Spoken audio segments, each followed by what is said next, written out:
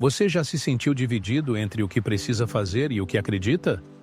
Já enfrentou resistência de todos os lados por tentar mudar algo que parecia impossível? Então a história que você vai ouvir agora vai te impactar mais do que você imagina. Neste vídeo você vai entender como Carlos Magno, o homem conhecido como o pai da Europa, enfrentou por mais de 30 anos um povo que não queria se dobrar, nem à espada, nem à cruz. A conquista da Saxônia foi mais que guerra. Foi uma batalha por ideias, valores e transformação. Aqui você vai descobrir os bastidores de um dos conflitos mais intensos da história medieval. Entender como política, fé e poder se misturam até hoje. E o que você pode aprender com isso para aplicar na sua própria vida? Vai ver como estratégia, persistência e visão podem mudar destinos inteiros, mesmo diante do caos. E o melhor, com exemplos que vão abrir sua mente, te inspirar e, talvez, fazer você repensar como está conduzindo os seus próprios conflitos. Se você está em busca de clareza, liderança e coragem para tomar decisões difíceis, esse vídeo vai falar direto com você. Então já fica até o fim, porque a forma como essa história termina pode mudar o jeito como você enxerga o começo da sua própria. Imagine alguém que não só moldou a história, mas também deixou a sua marca como pai da Europa. Carlos Magno, figura central da história medieval, foi mais do que um líder. Ele foi uma força da natureza em plena Idade Média. Governou o Império Carolíngio com punhos firmes, mas mente estratégica, sempre com o olhar atento para o futuro da Europa. Ele não apenas herdou terras, ele as transformou em um império vasto e coeso. Pense nele como uma mistura de estadista, guerreiro e visionário, tipo um CEO medieval que entendia de espada e política. Não é à toa que sua biografia ecoa entre os pilares do Sacro Império Romano. O imperador cristão que se levantou em tempos turbulentos, em meio à instabilidade, para guiar os povos rumo a uma identidade unificada. Muitos o chamavam de Carlos Magno, mas a história preferiu imortalizá-lo como uma lenda. Ele nasceu em 742 e desde cedo demonstrou habilidade incomum para governar e liderar, qualidade rara mesmo entre os nobres de seu tempo. Era aquele tipo de criança que não esperava a vida acontecer, fazia acontecer. E o mais impressionante, Carlos Magno não era só força bruta. Ele compreendia como poucos que um império precisa mais do que lanças. Precisa de valores, cultura e estrutura. Seu papel na formação do Sacro Império Romano vai muito além das conquistas militares. Ele personificava um ideal de liderança que ainda ressoa. E olha só que interessante, até hoje, seus feitos são debatidos por historiadores, líderes e até estrategistas de negócios.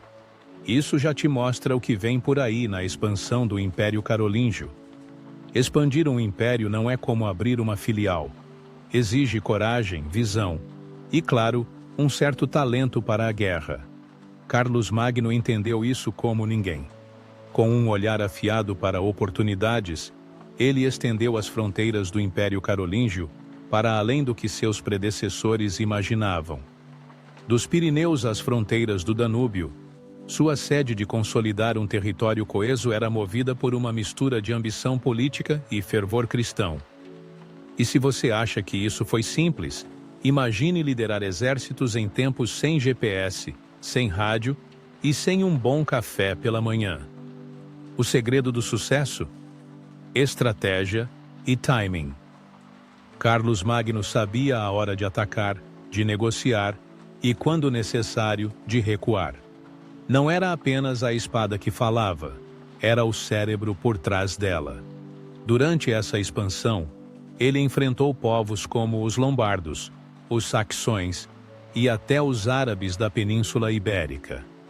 Em cada nova terra conquistada, deixava não só a bandeira carolíngia, mas também sementes de estrutura política e social. Era como plantar civilização onde antes havia só conflito. E olha o detalhe que pouca gente nota. Essa expansão não foi apenas territorial, mas simbólica. Ao ampliar o Império Carolíngio, Carlos Magno também reforçava seu papel como guardião da cristandade e defensor da fé. A Europa na Idade Média começava a ganhar contornos mais definidos sob seu comando. E enquanto ele traçava essas novas linhas no mapa, um outro momento grandioso se aproximava: a coroação de Carlos Magno como imperador. Algo que mudaria os rumos do continente. Era dia de Natal, no ano de 800. A Basílica de São Pedro, em Roma, estava repleta de incenso, expectativa e poder. No auge do seu domínio, Carlos Magno recebeu uma coroa diretamente das mãos do Papa Leão III. Sim, foi ali, sob os olhos atentos da cristandade, que ele foi proclamado imperador dos romanos. E essa não foi uma cerimônia simbólica qualquer. Foi um gesto político poderoso que selava a união entre a Igreja Católica e o Império Carolíngio. A partir dali, Carlos Magno já não era apenas um rei guerreiro, era o pilar do Sacro Império Romano em formação. Mas aqui vai o detalhe para esse detalhe interessante. Ele não sabia que seria coroado naquele dia. Dizem que foi pego de surpresa, o que é difícil de acreditar para um homem tão estrategista. Alguns historiadores até especulam que tudo não passou de um teatro político, onde o Papa buscava reafirmar sua própria autoridade ao conceder o título ao homem mais poderoso da Europa na Idade Média. Se isso for verdade, foi um jogo de xadrez e tanto. E Carlos Magno, como bom jogador, soube usar o novo título a seu favor. Essa coroação foi o ponto alto da sua biografia. A partir dali, ele se tornou símbolo máximo de um novo modelo de liderança cristã, que mesclava fé e espada, cruz e coroa. Um imperador cristão que governava com o respaldo divino e a legitimidade papal. Isso consolidou não apenas sua autoridade, mas também criou um precedente político e religioso que perduraria por séculos. E entre bênçãos e alianças, algo ainda mais profundo estava em curso: a estreita e estratégica relação entre Carlos Magno e a Igreja Católica. Se hoje o marketing de parcerias estratégicas é uma febre, Carlos Magno já dominava essa arte lá na história medieval. Sua relação com a Igreja Católica foi muito além da fé. Foi uma aliança poderosa entre trono e altar. Ele entendia que a legitimidade de um imperador cristão se fortalecia quando vinha acompanhada da bênção do Papa. Em troca de proteção e apoio político, a Igreja lhe concedia prestígio e autoridade divina. Uma troca digna dos maiores estrategistas. Era o tipo de relação em que ambos saíam ganhando, cada um consolidando sua influência. Esse investimento deu frutos. Surgiram bibliotecas, foram preservados manuscritos antigos, e o conhecimento clássico ganhou nova vida. Carlos Magno estava moldando não apenas um império de terras, mas um império de ideias. E como todo grande líder, sabia que precisava formar também sua base de poder. Foi aí que ele começou a estruturar com maestria a dinastia carolíngia, algo que garantiria continuidade ao seu projeto civilizacional. Carlos Magno não era daqueles que construíam castelos de areia. Ele sabia que um império duradouro precisava de raízes profundas, e foi assim que consolidou a dinastia carolíngia. Descendente de Pepino, o Breve, e neto de Carlos Martel, Carlos Magno transformou sua linhagem em símbolo de estabilidade, continuidade e poder.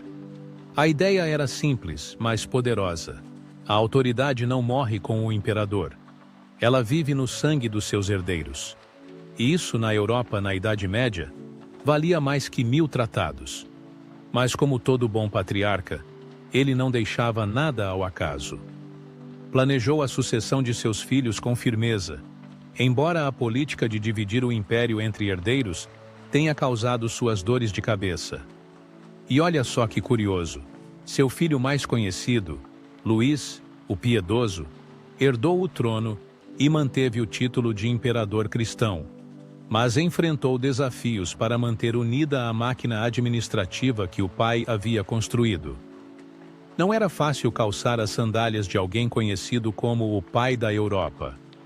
A pressão era real. Ainda assim, a dinastia carolíngia marcou época. Ela estabeleceu padrões de governança que influenciaram outros reinos e impérios por séculos. Carlos Magno criou não só uma herança genética, mas institucional. E essa herança precisava de mecanismos de controle, leis e supervisão, um sistema robusto para manter a ordem. Foi aí que surgiram elementos inovadores de organização administrativa, que, convenhamos, estavam muito à frente do seu tempo. Imagine governar um império que se estende por milhares de quilômetros, com culturas, línguas e costumes diferentes. Carlos Magno enfrentou esse desafio de frente e respondeu com uma das organizações administrativas mais inteligentes da história medieval. O segredo? Delegar sem perder o controle. Ele dividiu o Império Carolíngio em condados, ducados e marcas, unidades regionais lideradas por condes e duques, que tinham autonomia, mas respondiam diretamente ao imperador cristão. Era como montar uma rede de franquias, mas com supervisão real. Cada uma dessas divisões tinha funções específicas: arrecadação de impostos, julgamento de disputas, organização da defesa. Mas Carlos Magno não deixava tudo nas mãos dos nobres. Sabia que poder demais pode virar traição. Por isso criou uma espécie de correia de transmissão entre o centro do poder e a periferia. Um sistema de fiscalização que não deixava espaço para corrupção desenfreada. Essa estrutura se apoiava em regras claras, capitulares bem redigidos e algo ainda mais inovador que veremos a seguir. Porque sim, o homem pensava em tudo. Carlos Magno não só estruturou o império como poucos, como também criou um mecanismo de verificação e inspeção que garantiria o bom funcionamento de cada canto do seu domínio. E é justamente aí que entra a figura dos Missi Dominici, os olhos e ouvidos do imperador espalhados pelos confins do Império Carolíngio. Agora pensa comigo, como garantir que os condes e duques espalhados pelo vasto Império Carolíngio não virassem pequenos reis rebeldes? Carlos Magno, com sua mente afiada, criou os Missi Dominici, literalmente, os enviados do Senhor. Eram como fiscais supremos, tipo uma versão medieval da Auditoria Federal, que viajavam por todo o Império inspecionando a justiça, a arrecadação de tributos e o comportamento das autoridades locais. Era o jeito de Carlos Magno dizer: estou de olho, mesmo que você ache que não. Esses enviados vinham em duplas, geralmente um clérigo e um nobre, para garantir que o julgamento fosse equilibrado e imparcial. E o mais interessante, eles tinham autoridade direta do imperador cristão, o que significava que ninguém, nem mesmo os mais poderosos nobres, podia simplesmente ignorá-los. Eles escutavam as queixas do povo, analisavam documentos, verificavam abusos de poder e voltavam para Aachen com relatórios detalhados. Era um verdadeiro sistema de auditoria e controle social, bem antes de isso virar moda. Esse mecanismo ajudou a manter o Império Carolíngio relativamente estável, mesmo com sua vasta extensão. Os Missi Dominici eram os fios invisíveis que ligavam Carlos Magno ao povo, mostrando que sua autoridade não era só simbólica, era prática e presente, mas tudo isso fazia parte de um estilo de governo muito particular, onde o equilíbrio entre centralização e confiança era a chave. E é exatamente esse estilo que moldou a forma como ele comandava com firmeza e visão. Carlos Magno não governava apenas com coroa e cetro. Ele governava com propósito. Seu estilo de governo era uma combinação rara de autoridade firme e visão de longo prazo. Era o tipo de líder que aparecia nos campos de batalha e também nas reuniões administrativas. Não ficava trancado em castelos esperando relatórios. Ele ouvia o povo, percorria seu império, resolvia disputas e fazia questão de ser visto como o imperador cristão não só no título, mas na prática. Seu jeito era direto, humano e, ao mesmo tempo, estrategicamente calculado. Ao contrário de outros reis da história medieval, Carlos Magno não centralizou tudo em si. Ele entendia que um império forte precisa de líderes locais capacitados, por isso treinava, supervisionava e, quando necessário, substituía seus condes e bispos. Era um gestor nato, daqueles que sabem delegar com sabedoria. Não era incomum vê-lo debater com clérigos, ouvir filósofos ou reunir-se com nobres para alinhar decisões. A governança no Império Carolíngio funcionava como um grande organismo vivo, onde cada parte tinha seu papel bem definido. E o toque final? Ele aplicava um senso quase paterno à administração, cuidando do império como um pai cuida de uma grande família. Não à toa foi chamado de pai da Europa.